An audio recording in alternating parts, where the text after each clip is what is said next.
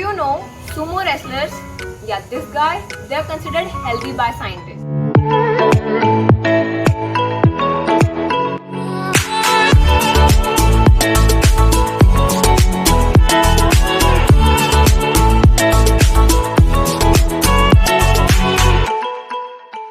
बंदाड़ी थोड़ा टाइम पहले हम अपने इंस्टा स्टोरी पे पोल पाई सी asking people if they wanted a video on ideal diet या फिर if protein powders are safe. Majority लोगों ने आइडियल डाइट ਲਈ ਵੋਟ ਕੀਤਾ ਸੀਗਾ, ਹੈਂਸ ਦਿਸ ਵੀਡੀਓ। ਬਟ ਜਿਨ੍ਹਾਂ ਨੇ ਵੀ ਪ੍ਰੋਟੀਨ ਪਾਊਡਰਸ ਲਈ ਕਿਹਾ ਸੀਗਾ, ਡੋਂਟ ਯੂ ਵਰੀ, ਅਗਲੀ ਵੀਡੀਓ ਪ੍ਰੋਟੀਨ ਪਾਊਡਰਸ ਤੇ ਹੀ ਹੋਊਗੀ। So without a further ado let's begin this video.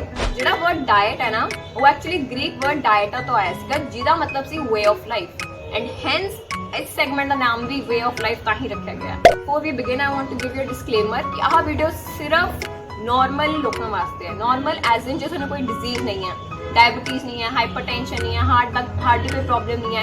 Ideally from ages 18 years to लैके 39 ईयर्स ऑफ एज तक। इस वीडियो की स्टार्टिंग आई टोल्ड यू कि ਜਿਹੜੇ सुमो रेसलर्स ने दे वर कंसीडर्ड हेल्दी बाय साइंटिस्ट।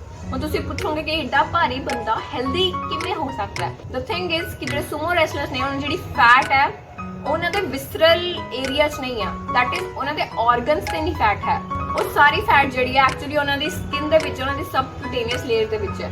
ਉਹਨਾਂ ਦੀ ਬੋਡੀ ਨੂੰ ਉਹ ਇਸ ਤਰੀਕੇ ਨਾਲ ਟ੍ਰੇਨ ਕਰਦੇ ਨੇ ਕਿ ਜਿਹੜੀ ਫੈਟ ਆ ਆਰਗਨਸ ਦੇ ਵਿੱਚ ਇਕੱਠੀ ਨਾ ਹੋਵੇ। ਇਨਫੈਕਟ ਜਿਹੜੇ ਸੀਟੀ ਸਕੈਨ ਹੋਏ ਸੀਗੇ ਸੁਮੋ ਰੈਸਲਰਸ ਦੇ showed a normal level of triglycerides and low levels of cholesterol. ਇਹਦੇ ਲਈ ਉਹ ਪੂਰਾ ਦਿਨ ਟ੍ਰੇਨਿੰਗ ਲੈਂਦੇ ਨੇ, ਖਾਂਦੇ ਵੀ ਬਹੁਤ ਜ਼ਿਆਦਾ ਨੇ, but training is an important part. ਜਦੋਂ ਸੁਮੋ ਰੈਸਲਰਸ ਟ੍ਰੇਨਿੰਗ ਬੰਦ ਕਰ ਦਿੰਦੇ ਨੇ, ਉਸ ਤੋਂ ਬਾਅਦ ਉਹਨਾਂ ਨੂੰ ਡਿਜ਼ੀਜ਼ਸ ਦੇ ਚਾਂਸ ਜਾਂ ਮੋਰਟੈਲਿਟੀ ਰੇਟ ਉਹਨਾਂ ਦਾ ਕਾਫੀ ਜ਼ਿਆਦਾ ਹੁੰਦਾ comparative to normal people. Now here is another news headlines of a person who is a body builder, ਮਤਲਬ ਜਿਨ੍ਹਾਂ ਦੇ 8 ਪੈਕ ਐਬਸ ਨੇ, 6 ਪੈਕ ਐਬਸ ਨੇ, and they were admitted to the hospital with a kidney failure or a liver failure.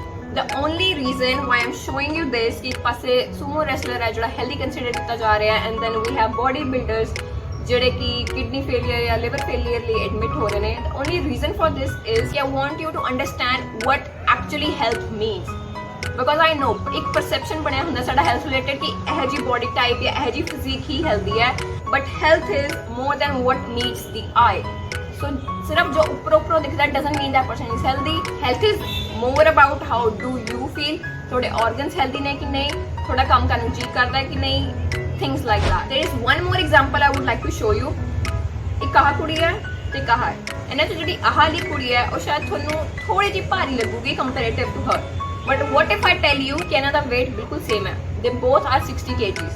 ਦੋ ਲੋਕ ਬਿਲਕੁਲ same weight ਤੇ ਹੋ ਸਕਦੇ ਨੇ, ਬਟ ਇੱਕ ਸ਼ਾਇਦ ਥੋੜਾ ਭਾਰੀ ਦਿਖੇ, ਇੱਕ ਸ਼ਾਇਦ ਨਹੀਂ। So this doesn't describe who is healthy and who is not. So now ਜਦੋਂ ਤੁਹਾਡੇ ਹੁਣ health ਦਾ perspective ਥੋੜਾ ਜਿਹਾ confuse ਹੋ ਚੁੱਕਿਆ ਹੈ, let's decide ਕਿ diet ਕੀ ਲੈਣੀ ਚਾਹੀਦੀ ਹੈ, ideal diet ਕੀ ਹੁੰਦੀ ਹੈ। As someone who has graduated from nutrition and dietetics from PAU, I can tell you few steps कि dietitians के मैं diet plan कर देने। The first thing is RDA, which is recommended dietary allowance.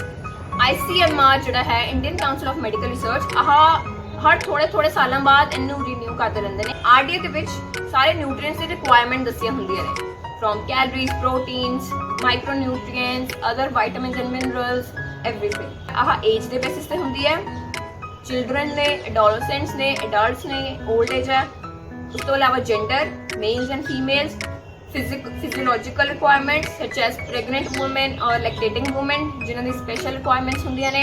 and last is work type, ਤੁਸੀਂ sedentary ਕੰਮ ਕਰ ਰਹੇ ਹੋ ਜਾਂ ਤੁਸੀਂ moderate ਕੰਮ ਕਰ ਰਹੇ ਹੋ ਜਾਂ heavy exercise ਕਰ ਰਹੇ ਹੋ। sedentary ਚ normal lifestyle ਆ ਜਾਂਦਾ ਹੈ, desk ਤੇ ਬਹਿ ਕੇ ਕੰਮ ਕਰਨਾ। moderate ਥੋੜੀ ਬਹੁਤ exercise, and then heavy ਦੇ ਵਿੱਚ ਆ ਜਾਂਦੇ ਨੇ athletes ਜਾਂ ਫਿਰ laborers ਜਿਹੜੇ ਸਾਰਾ ਦਿਨ training ਕਰਦੇ ਨੇ ਜਾਂ heavy weight ਚੱਕਦੇ ਨੇ। ਇਹ ਚੀਜ਼ ਆ ਜਾਂਦੀ ਹੈ ideal body weight। और ਤੁਹਾਡੀ ਹਾਈਟ ਦੇ ਹਿਸਾਬ ਨਾਲ ਤੁਹਾਡਾ ਕਿੰਨਾ weight ਹੋਣਾ ਚਾਹੀਦਾ ਹੈ ਉਹ ਕੈਲਕੂਲੇਟ ਕਰਦਾ ਹੈ। ਇਹਦਾ ਇੱਕ ਫਾਰਮੂਲਾ ਹੁੰਦਾ ਹੈ which is height in centimeters minus 100। ਤੁਹਾਡਾ weight ਆਈਡੀਅਲ ਬੋਡੀ weight ਤੋਂ 5-6 ਕਿਲੋ ਉੱਪਰ ਥੱਲੇ ਵੀ ਹੋ ਸਕਦਾ, ਕੋਈ ਬਹੁਤ ਵੱਡੀ ਗੱਲ ਨਹੀਂ ਹੈ ਉਹਦੇ ਵਿੱਚ।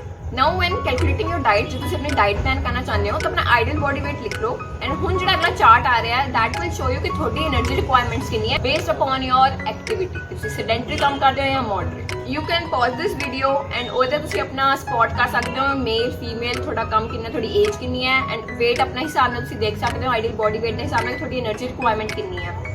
ਬਟ ਤੁਸੀਂ એનર્ਜੀ ਦਾ ਤੁਹਾਨੂੰ ਪਤਾ ਲੱਗ ਗਈ ਕਿ ਕਿੰਨੀ ਰਿਕੁਆਇਰਮੈਂਟ ਹੈ, ਪਰ ਤੁਸੀਂ ਜੋ ਖਾ ਰਹੇ ਹੋ ਤੁਹਾਨੂੰ ਉਹਦਾ ਕਿਵੇਂ ਪਤਾ ਕਿ ਉਹਦੀ એનર્ਜੀ ਕਿਵੇਂ ਆ, ਕਿ 2 ਰੋਟੀਆਂ 'ਚ ਕਿੰਨੀ એનર્ਜੀ ਹੁੰਦੀ ਹੈ। There is something called exchange list. Exchange list ਜਿਹੜੀ ਹੁੰਦੀ ਹੈ ਉਹ ਇੱਕ ਰਫ ਆਈਡੀਆ ਦੇ ਦਿੰਦੀ ਹੈ ਕਿ ਸੀਰੀਅਲਸ ਨੇ ਜਿਹੜੇ ਜਿਵੇਂ ਰਾਈਸ ਨੇ, ਵੀਟ ਹੈ, ਮੇਜ਼ ਹੈ, ਇਹ 'ਚ ਕਿੰਨੀ એનર્ਜੀ, ਪ੍ਰੋਟੀਨਸ, ਫੈਟਸ ਹੋਣਗੇ, ਪਲਸਿਸ 'ਚ ਕਿੰਨੇ ਹੁੰਦੇ ਨੇ। ਜਦੋਂ ਡਾਈਟੀਸ਼ੀਅਨਸ ਡਾਈਟ ਪਲਾਨ ਬਣਾਉਂਦੇ ਨੇ ਰਫ ਆਈਡੀਆ ਉਹਨਾਂ ਨੂੰ ਲੱਗ ਜਾਂਦਾ, ਉਹ ਐਕਸਚੇਂਜ ਲਿਸਟ ਦੇ ਥਰੂ ਦੇਖ ਲੈਂਦੇ ਕਿ એનર્ਜੀ ਪੂਰੀ ਹੋ ਰਹੀ ਹੈ ਕਿ ਨਹੀਂ, ਪ੍ਰੋਟੀਨਸ ਪੂਰੇ ਹੁੰਦੇ ਨੇ ਕਿ ਨਹੀਂ। ਤੁਸੀਂ ਆਪਣੀ ਡਾਈਟ ਕੈਲਕੂਲੇਟ ਕਰ ਰਹੇ ਹੋ, ਤੁਸੀਂ ਆਪਣੇ ਇੱਕ ਦਿਨ ਦੀ ਡਾਈਟ ਰੱਖੋ, ਉਹਦੇ ਤੋਂ ਕੰਪੇਅਰ ਕਰੋ ਜਿਹੜੀ ਵੈਲਿਊਜ਼ ਨੇ ਐਂਡ ਤੁਹਾਨੂੰ ਆਪਣੇ total calories, total energy, proteins ਦਾ ਪਤਾ ਲੱਗ ਜੂਗਾ।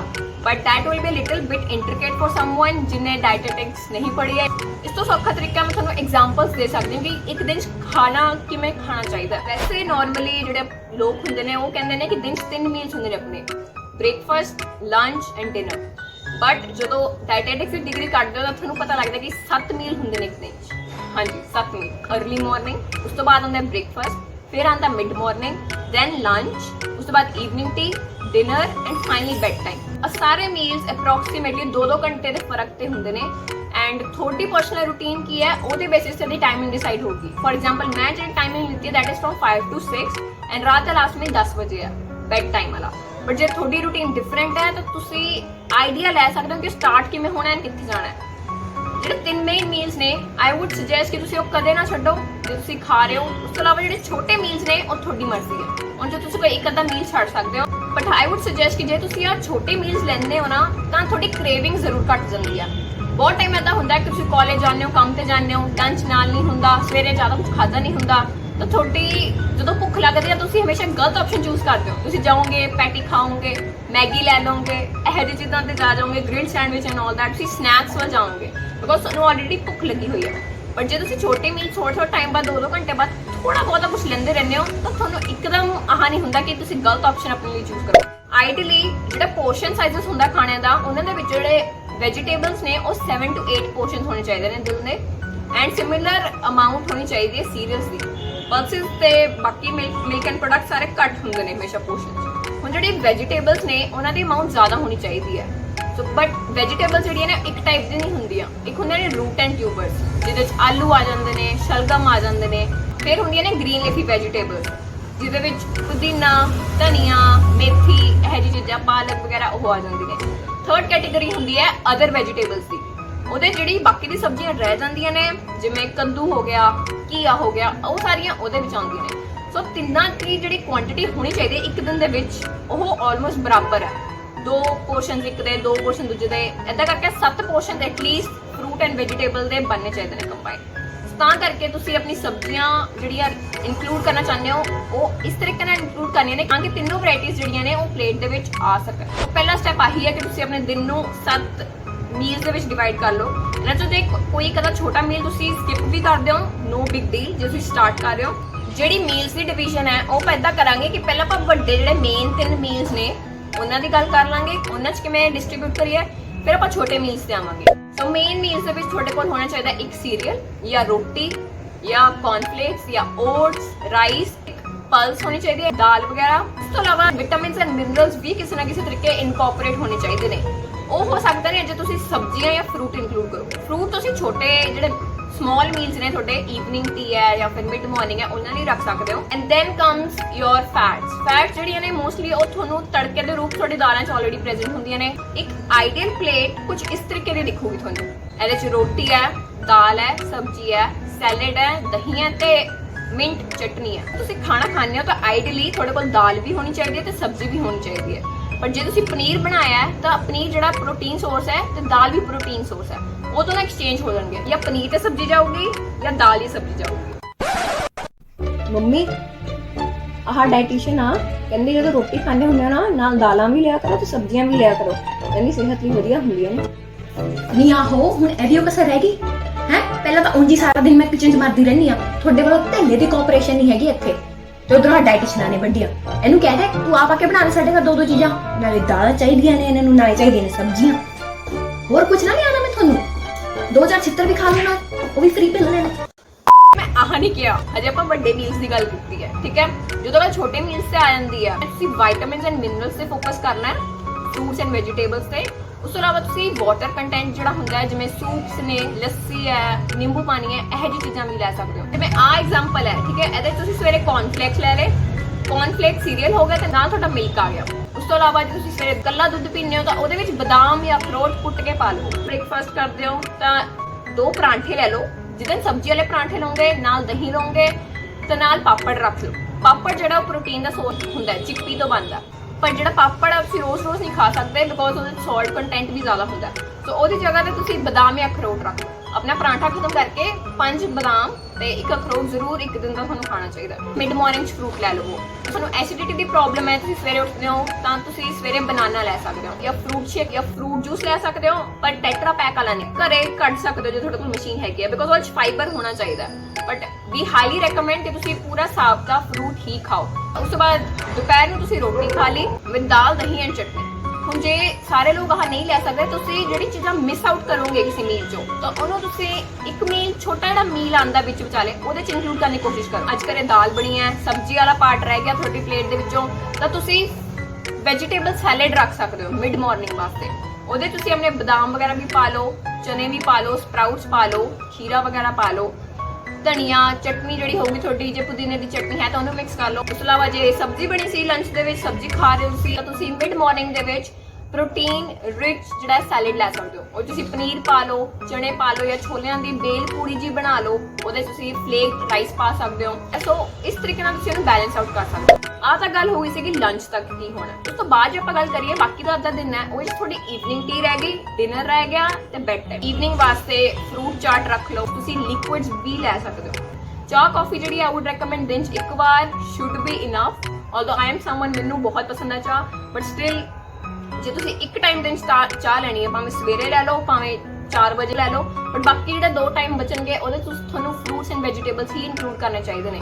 ਜੇ ਤਿੰਨੋਂ ਟਾਈਮ ਤੁਸੀਂ ਚਾਹ ਪੀਓਗੇ ਤਾਂ ਵਾਈਟਾਮਿਨਸ ਲਈ ਤੁਹਾਡੇ ਕੋਲ ਜਗ੍ਹਾ ਨਹੀਂ ਬਚਣੀ ਕਿ ਉਹਨੂੰ ਫਿੱਟ ਕਿੱਥੇ ਕਰੋਗੇ। ਇੰਨਾ ਹੈਵੀ ਮੀਲ ਵੀ ਨਹੀਂ ਲੈ ਸਕਦੇ ਤੁਸੀਂ। ਡਿਨਰ ਜਿਹੜਾ ਹੈ ਉਹ ਤੁਸੀਂ ਸੇਮ ਉਸੇ ਤਰੀਕੇ ਨਾਲ ਰੱਖ ਸਕਦੇ ਹੋ। ਜਿਹੜੇ ਮੈਕਰੋ ਨਿਊਟ੍ਰੀਐਂਟਸ ਨੇ ਤੁਹਾਡੇ, ਕਾਰਬੋਹਾਈਡਰੇਟਸ ਨੇ, ਪ੍ਰੋਟੀਨਸ ਨੇ ਤੇ ਫੈਟਸ ਨੇ, ਉਹ ਨੈਕਸਟ ਪੂਰੇ ਹੋ ਜਾਣਗੇ। ਥੋੜਾ ਬਹੁਤ ਵਿਟਾਮਿਨ ਐਂਡ ਮਿਨਰਲ ਵੀ ਚਾਹੀਦਾ, ਬਟ ਜਿਹੜਾ ਕੁਝ ਤੁਹਾਨੂੰ ਪਤਾ ਕਿ ਡਿਨਰ 'ਚ ਅੱਜ ਚੀਜ਼ ਮਿਸ ਹੋ ਜਾਣੀ ਹੈ, ਤੁਸੀਂ ਆਪਣੀ ਈਵਨਿੰਗ ਟੀ ਵਾਸਤੇ ਰੱਖੋ।